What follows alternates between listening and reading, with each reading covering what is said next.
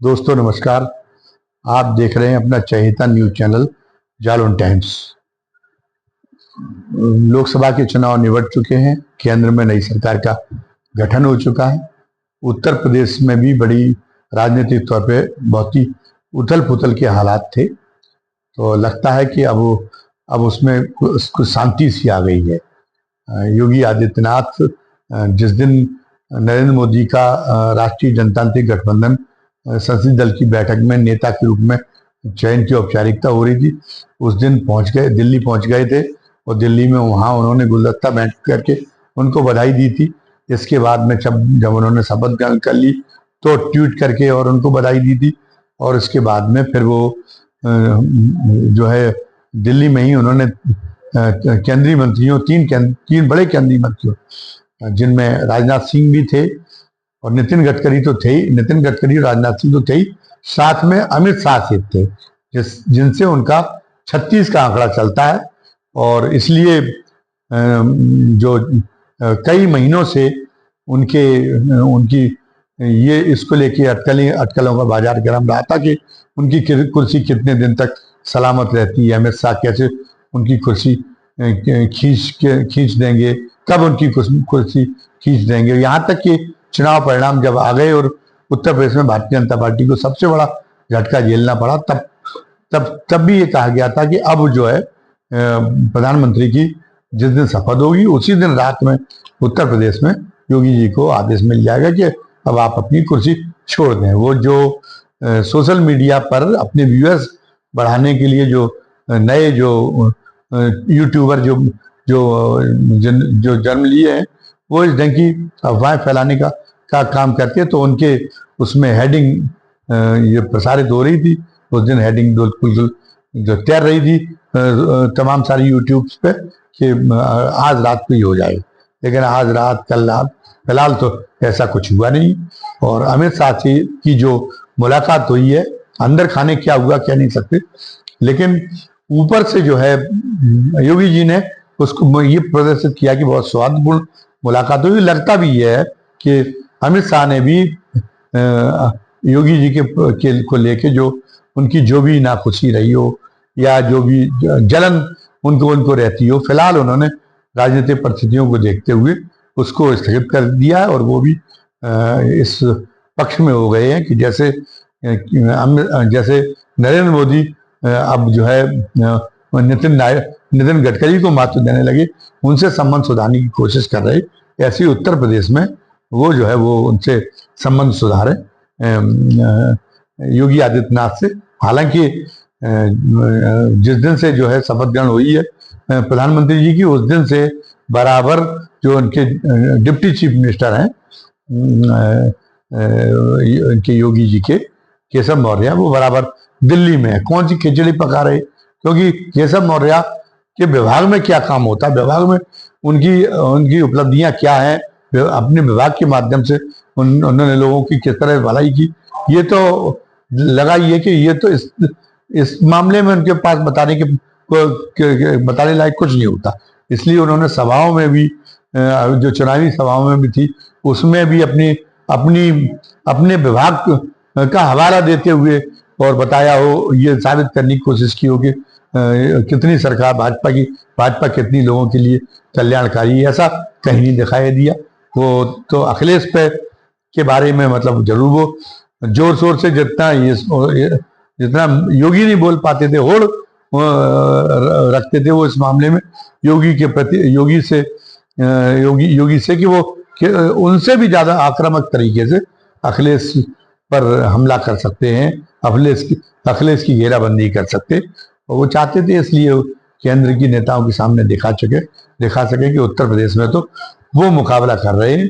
उनका अखिलेश का जो प्रमुख प्रतिद्वंदी नेता हैं भारतीय जनता पार्टी के, उनसे मुख्य मुकाबला वो कर रहे, उनसे वो लोहा ले रहे, योगी जी भी उनसे लोहा नहीं ले पा रहे। तो वो केंद्रीय नेताओं के हाथ में वो जो है केंद्रीय नेताओं के सामने अपने नंबर बनाने की कोशिश में लगे रहते थे। और पिछले कई महीनों से उत्तर प्रदेश में जो पूरी जो सरकार की जो है जो कामों में जो समस्याएं रही, वो समस्याएं इसलिए नहीं हुई क्योंकि यहाँ सरकार काम कभी नहीं पा रही। मुख्यमंत्री और उनके दोनों उप मुख्यमंत्रियों के बीच में हमेशा ठनी रहती थी, हमेशा ठनी रही, कई महीनों से ठनी हुई। तो सरकार का कोई काम ही नहीं हो पाता था। वो उनकी टांग घसीटने में लगे रहते थे, वो उनकी टांग घसीटने में लगे रहते थे। उनका हम बता ही चुके केशव मौर्य का, उनका जो है केंद्रीय अमित शाह का भारत होने की वजह से वो जो ब्रजेश पाठक दूसरे उप मुख्यमंत्री थे, वो भी ये काम करते थे कि अपना स्वास्थ्य महकमा उन्होंने देखना छोड़ दिया था। वो भी बाहर के नेताओं को पार्टी में शामिल कराने का ये इसका जिम्मा उन्होंने जो है संभाल लिया था। ये अधिकार उनको अमित शाह ने दे दिया था, जबकि इसका कोई औचित्य नहीं। जब संगठन काम कर रहा है, या तो मुख्यमंत्री वो ये काम कर रहे हैं, या फिर संगठन जब काम कर रहा है तो भूपेन्द्र चौधरी जो प्रदेश अध्यक्ष है, उनको ये काम करना चाहिए था कि बाहर के लोगों को शामिल कराने की जिम्मा उनके पास होना चाहिए था। लेकिन ये इनके पास में जो है ब्रजेश पाठक को ये अधिकार दे दिया गया। और ब्रजेश पाठक खुद बाहर से आए हुए, और बाहर से ये आवाज दिलाने की कोशिश कर रहे थे कि बाहर से वो इतने लोगों को लेके आएंगे कि भारतीय जनता पार्टी के ओरिजिनल लोग जो है दबके रह जाएंगे, उनका अस्तित्व समाप्त हो जाएगा और यही एक नई भारतीय जनता पार्टी खड़ी हो जाएगी उत्तर प्रदेश के अंदर, जिसमें वही सब कुछ होंगी, क्योंकि वही लेके आए हैं, वो सबको शामिल वही करा रहे। तो वो भी बाहर से आए हो, वो भी तो अपने आप में अपने आप जो है मोदी वो योगी का पत्ता साफ हो जाएगा और उनका कद अपने आप योगी से बहुत ऊपर चला जाएगा। इस गुलाबी में काम करे बैठे थे। उधर योगी जी भी जो है वो भी अपने दोनों उप मुख्यमंत्रियों की इस बेअदबी से कई बार वो मीटिंगों में नहीं पहुंचते थे। अभी भी हुआ कि मीटिंग हुई जो अभी, तो ब्रजेश पाठक तो आ गए, अभी जो समीक्षा बैठक हुई है, लेकिन केशव मौर्य तो फिर भी नदारत थे। पहले जब बैठक हुई थी 2 दिन पहले, तो उसमें ब्रजेश पाठक भी नदारत थे। तो वो जो बेअदबी उनके द्वारा की जा रही थी, उससे वो जो है उनका अंदर ही अंदर उनका गुस्सा उमड़ता घुमड़ता था बहुत जोरों से। तो उस बेचैनी में वो भी काम नहीं कर पा रहे थे, योगी भी काम नहीं कर पा रहे थे। तो सरकार एक तरीके से ठप सी पड़ गई थी और उसी का नतीजा रहा। लेकिन ये सब कहने का मतलब ये नहीं कि योगी जी को हम सारी चीजों से बरी कर दे रहे हो। बहुत सारे हारे हुए सांसदों ने आरोप लगाया है, यहाँ तक कि साध्वी निरंजन ज्योति ने भी आरोप लगाया कि वो योगी जी की रीति की, उनकी सरकार चलाने की शैली की वजह से हारी।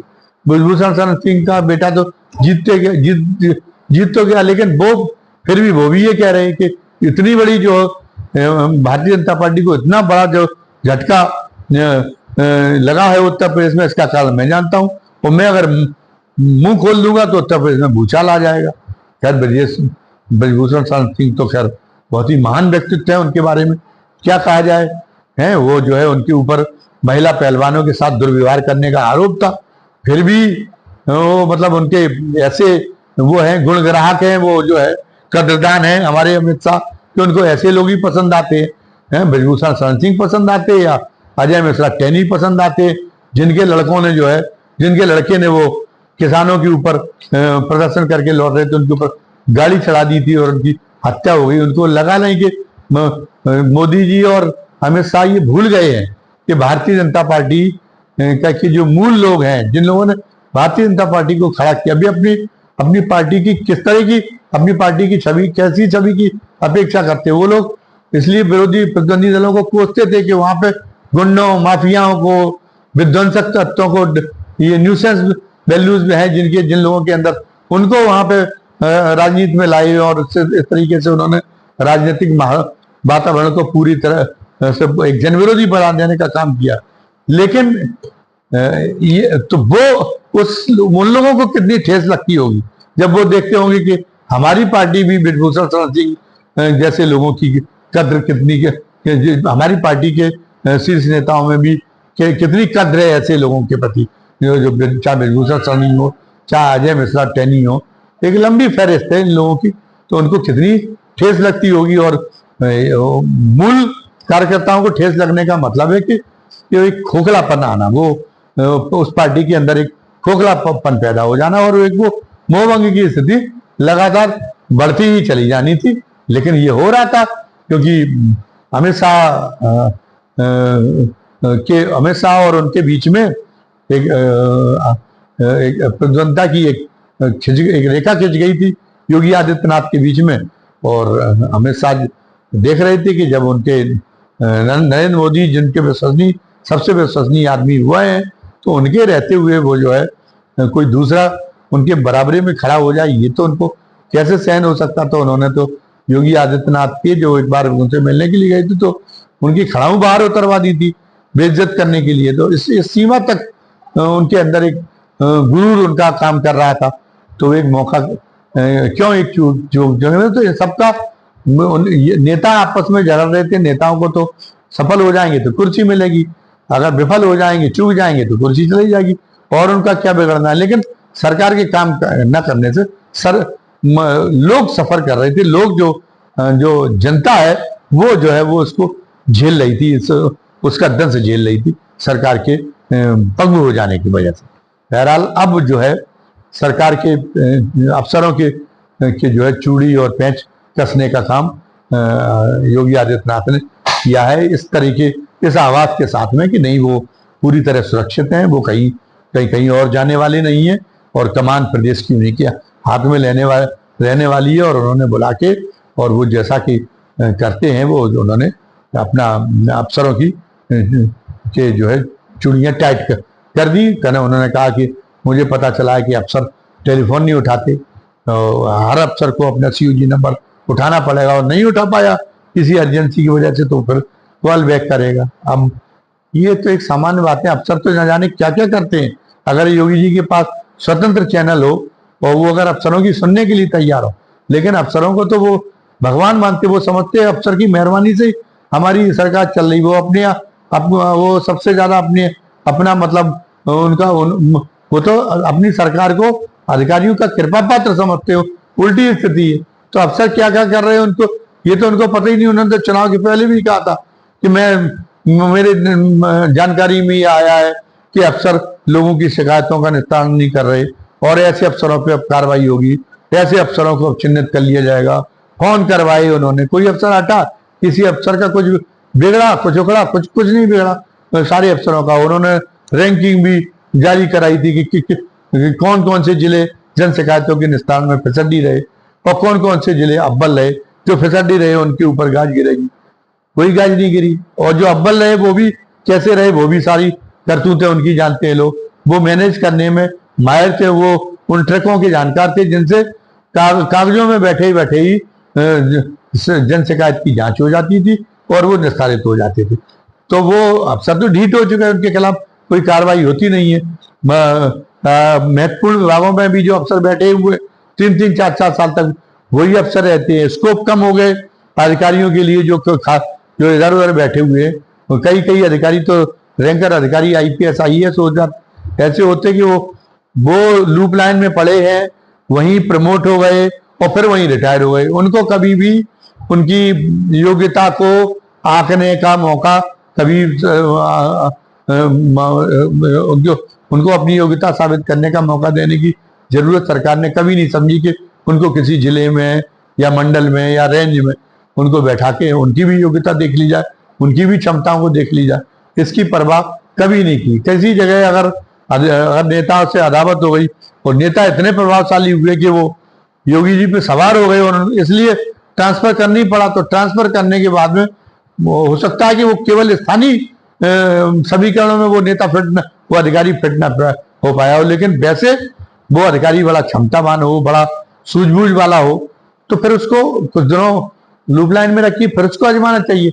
लेकिन योगी जी तो भूल जाते, एक बार जो लूप लाइन में चला गया वो चला ही गया। वो तो फिर उसकी जब तक योगी जी उत्तर प्रदेश के मुख्यमंत्री लगता है, ये कई तमाम हम काबिल अफसरों को जानते जो पड़े हुए हैं बहुत ही साइड लाइन वाले विभागों में पड़े हुए, महत्वपूर्ण विभागों में, और उनको 5-6 साल हो गए और उनको कोई रास्ता नहीं दिखाई दे रहा उभरने का। उनकी क्षमता का कोई इस्तेमाल नहीं, जबकि वो बोले ऊर्जा से भरे हुए अफसर है। तो अब की बार उन्होंने कहा, और क्या है कि जब से योगी जी ने कार्यभार संभाला, उत्तर प्रदेश के मुख्यमंत्री बने, तब से अधिकारियों से कह रहे कि आप अपनी हर साल अपनी आय उसका संपत्ति का ब्यौरा दिया करिए। कोई नहीं देता, इस साल भी नहीं दिया। अभी दैनिक जागरण में 5-6 दिन पहले खबर चल रही थी कि 18 लाख से ऊपर उत्तर प्रदेश में अधिकारी और कर्मचारी हैं, उनमें से केवल 18,000 लोगों ने अपनी संपत्ति के बारे में ब्यौरा दाखिल किया, बाकी किसी ने नहीं किया। अब योगी जी ने कहा 30 जून तक अंतिम अवसर है और उसके बाद में जो नहीं करेंगे उनको फांसी पर चढ़ा देंगे। कोई फांसी पर नहीं चढ़ाया जाएगा, सबको पता है, सारे अधिकारी सुरक्षित रहेंगे। उनको पहले जब आए थे तो वो एक सर्वे भी कराने का आवाज दे रहे थे, उनके पास इंटेलिजेंस है, उनके पास में विजिलेंस डिपार्टमेंट है, उनके पास में एंटी करप्शन है। वो पिछले 30 सालों में अधिकारियों की हैसियत कहां से कहां पहुंची, किस अधिकारी ने कितनी संपत्ति अर्जित कर रखी है, कितना खरबपति हो गए, कितने अरबपति हो गए, इसका एक सर्वे उन्हें कराना चाहिए। और फिर कुछ अधिकारियों के खिलाफ आय से अधिक संपत्ति का केस चलाएं तो थोड़ी सी अधिकारियों में दहशत पैदा हो और भ्रष्टाचार कम हो। लेकिन वो अगर कोई उनसे उनकी पार्टी का भी के लोग भी शिकायत करने जाए तो वो उनसे ही कहने लगते कि पहले अपनी दलाली बंद करो, तब अधिकारी की शिकायत लेने के तब अधिकारी की हमारे पास जो है शिकायत लेके आओ। तो अब जो लोगों में उनके इस काम करने के तरीके से तो अपनी गिरेबान में भी योगी जी को झांकना पड़ेगा कि ये जो इतनी कम सीटें मिली उत्तर प्रदेश में, इसमें दूसरे कारण ही अकेले जिम्मेदार नहीं है, उनकी कार्यशैली भी बहुत हद तक जिम्मेदार है। और इस कार्यशैली में सुधार लाने की उनको सोचने पड़ेगी, उनको एहसास कराना पड़ेगा अधिकारियों को कि आप जनता के प्रति जो आपकी जवाबदेही है वो जवाबदेही ली जाएगी। सरकार और मुख्यमंत्री उस जवाबदेही को लेने का आप काम करेंगे और उसमें अगर कहीं कोई गड़बड़ी समझ में आई तो आपको नापने में कसर नहीं छोड़ेंगे। बड़ी संख्या में अधिकारियों पर कार्रवाई होने की जरूरत है। जो पिछले 7 सालों में जिस ढंग से अधिकारी ढीठ हुए, तब ये प्रशासन में, तब ये अधिकारियों की निरंकुशता पर लगाम लगेगी, तब प्रशासन ठीक हो सकेगा और तब सही तरीके से जनता की सेवा हो सकेगी, जनता को न्याय मिल सकेगा। ये केवल इन बैठकों ये बैठकें कितनी खोखली हैं जो योगी जी करते हैं, इसको पूरी तरह से भली बात इसको जो है समझा जा चुका है। अब जो है बैठकों मत की जरूरत नहीं, अब परिणाम की जरूरत है। तो परिणाम के में क्या लाते हैं, योगी जी इतना बड़ा प्रदेश संभाल रहे हैं, पहली बार में ही उन्हें मुख्यमंत्री का पद मिला है, तो हम भी जानते हैं कि उनके अंदर हम लोगों से बहुत ज्यादा सूझबूझ है, हम लोगों से बहुत ज्यादा कुशलता है, लेकिन उन्हें अपनी सूझबूझ का इस्तेमाल तो करना पड़ेगा। उनके अंदर जो समझदारी है वो समझदारी का तो इस्तेमाल तो करना पड़ेगा। गुरूर में वो समझदारी, अपनी समझदारी को भुला बैठे हैं, अपनी समझदारी को ही उन्होंने अपनी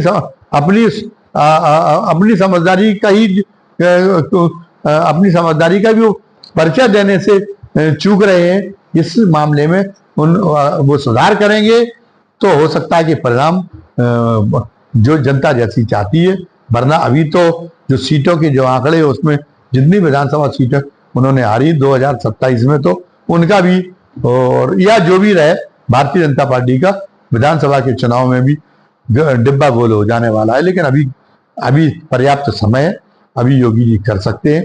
तो हम अब देखेंगे कि योगी जी कितना करते हैं और कितना इस मामले जो जनता की अपेक्षा, जनता जैसी चाहती है, उनसे जैसे एक्शन की अपेक्षा, वो उसमें वो जो है वो कितना उसको अमल में लाते हैं, ये हम देखेंगे। और ये जो अभी ये जो हमने YouTube देखा, जो नए दर्शक हमको देख रहे हैं, उनमें से कितने को ये आज का हमारा वीडियो पसंद आया, और यदि उनमें से ये जिनको पसंद आया है वो इसी तरह के और वीडियो देखने के लिए हमारे चैनल को ज़्यादा से ज़्यादा संख्या में सब्सक्राइब करें, लाइक करें और जो बेल आइकॉन दबा दें, ताकि जो भी नया वीडियो जब भी हम डालें उसका नोटिफिकेशन आप तक तत्काल पहुंच जाया करे। साथ ही ये जो हमने जो योगी जी से अपेक्षाएं की हैं, इन अपेक्षाओं से आप कहाँ तक सहमत हैं और आपके पास में भी कोई सुझाव है योगी जी के लिए, तो आप उन सुझावों के बारे में भी जो कमेंट बॉक्स है उसमें अपनी राय लिखना न भूलें। धन्यवाद। जय हिंद, जय भारत।